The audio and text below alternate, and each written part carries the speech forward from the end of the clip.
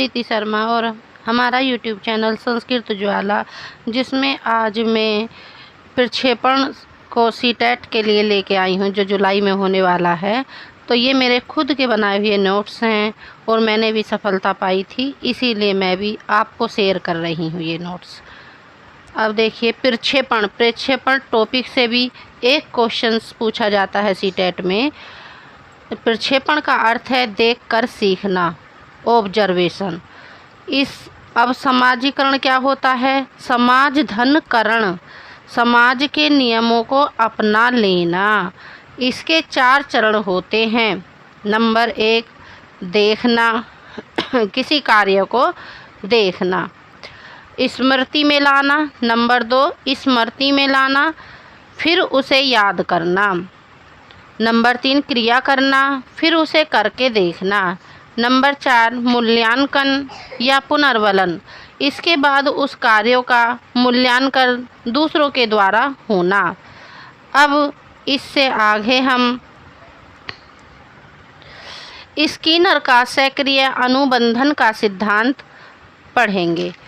Skinner का सक्रिय अनुबंधन का सिद्धांत और इसके अन्य नाम हैं अनुकूलित अनुक्रिया का सिद्धांत। दूसरा, क्रिया प्रसूत अनुक्रिया का सिद्धांत, प्रयोजन या नैमित्तिक अनुकूलन का सिद्धांत, सबलीकृत अनुकूलन का सिद्धांत। इसके इतने नाम मिलते हैं। अनुक्रिया क्या होती है? जो उद्दीपक होता है उसे अनुक्रिया कहते हैं। उत्सर्जित अनुक्रिया RS, कार्य क्रमित अनुदेशन का सिद्धांत भी कहते हैं इसे अभिक्रमायोजित अनुदेशन का सिद्धांत भी कहते हैं। अब इस सिद्धांत का अर्थ बताया।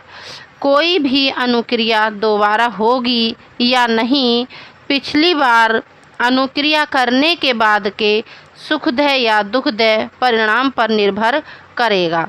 जब व्यक्ति को अनुक्रिया जब करेगा तो पहले वो देख लेगा कि भाई मैंने जो पहले करी थी उसमें मुझे सुख हुआ या दुख उसका परिणाम मिला, तब वो दोबारा करेगा, वरना नहीं करेगा। स्किनर बाल केंद्रित शिक्षा के समर्थक थे।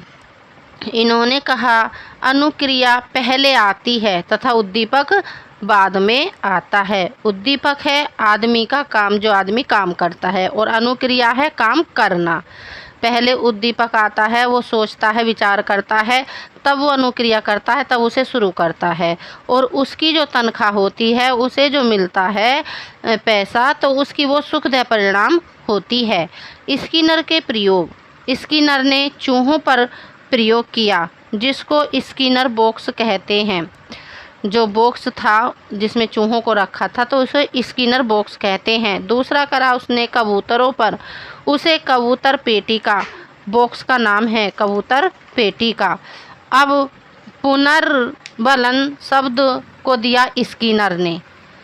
जो पुनर्बलन शब्द है तो उसको स्किनर ने दिया। पुनर्बलन किसी भी क्रिया को करके काम को बढ़ाना पुनर्बलन कहलाता है।